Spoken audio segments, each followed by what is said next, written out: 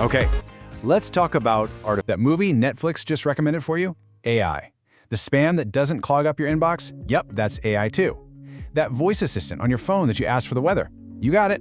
It's the silent engine running in the background, making countless little decisions for us every single day. It's so integrated, we just don't even see it anymore. So what exactly is it? Well, at its very core, AI is the science of making computers do things that usually take human intelligence. The term itself, it was actually coined way back in 1956 by a computer scientist named John McCarthy. And the goal has always been the same, to get machines to see, to reason, to learn, and to interact with the world kind of like we do. Now, here's something that's absolutely crucial to understand. AI exists on a spectrum. The systems we have today are incredibly powerful, for sure, but they are a long way from the conscious robots you see in the movies. That difference really breaks down into 3 distinct types. So, everything we just mentioned, Siri, Netflix, even that famous program AlphaGo that can beat the best Go players in the world, that's all what we call narrow AI.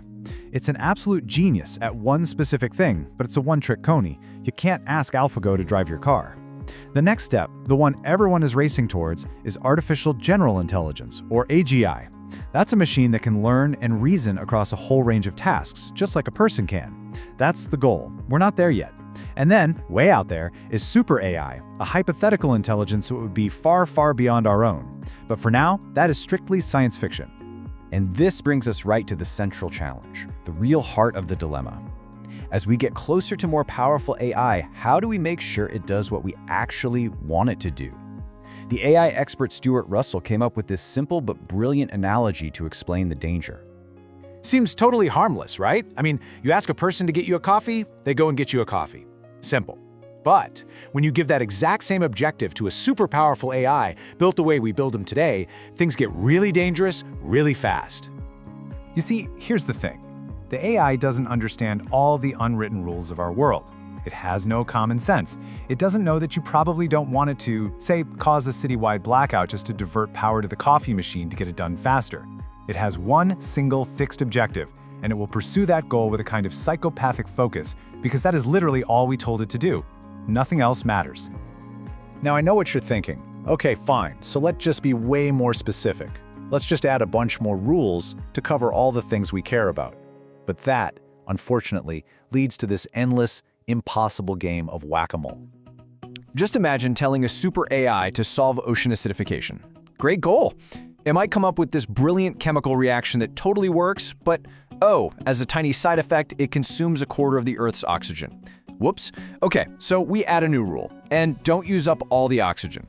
The AI finds another solution, but this one happens to poison all the fish. So we add another rule, and another, and another.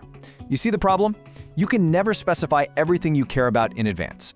And this gets to the fundamental difference between us and them. A human knows that they don't know everything. If you ask me for a coffee and it turns out it costs 13 euros, I'm probably going to come back and say, hey, are you sure you want this? I'm going to check because I'm uncertain about your preferences. But a machine with a fixed objective, it has zero uncertainty. It believes it knows the entire goal, and that kind of certainty is terrifyingly dangerous. So, what's the solution? This is the crucial insight. The key to control isn't writing better and better rules. It's building machines that are fundamentally uncertain about what we really want. An AI that knows it doesn't have the full picture will be cautious. It'll ask for permission. It'll defer to us. Real control comes from building uncertainty right into the machine itself. Okay, so even if we solve that massive control problem, the rise of truly capable AI brings up these other huge questions. Questions about our jobs, our economy, and even the very fate of our civilization. You know, this fear of technological unemployment, it's not new at all. In fact, get this, Aristotle was thinking about this very thing over 2,000 years ago.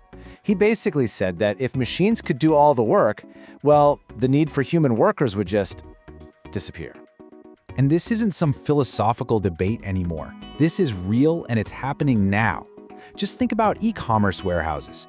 Right now, a person still has to physically pick an item out of a bin. The second we create a robot that can reliably do just that one task, 3 to 4 million jobs could be eliminated almost in a single stroke. And that economic shockwave is really just the beginning. The deeper risk isn't just about losing our jobs, it's about losing our purpose.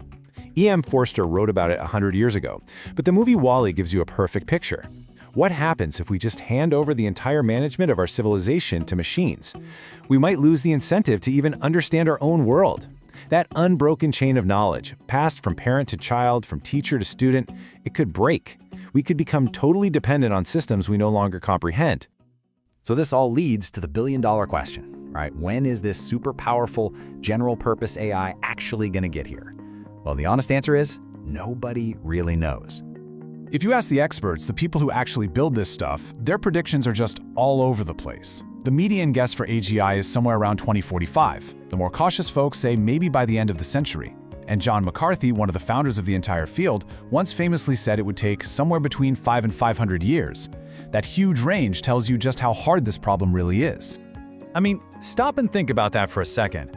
Our entire world, our science, our art, our cultures, it is all built on this incredibly precious and fragile, unbroken chain of teaching and learning that stretches back thousands and thousands of years. It's a legacy of something like 1 trillion person-years of accumulated knowledge. We've stored all that knowledge in books, sure, but books are passive. We still have to read them, learn from them, and pass that wisdom on. But what happens when that's no longer necessary? What happens when we finally build machines that can not only read all our books, but can actually run our civilization for us? That is the question we absolutely have to answer before it's too late.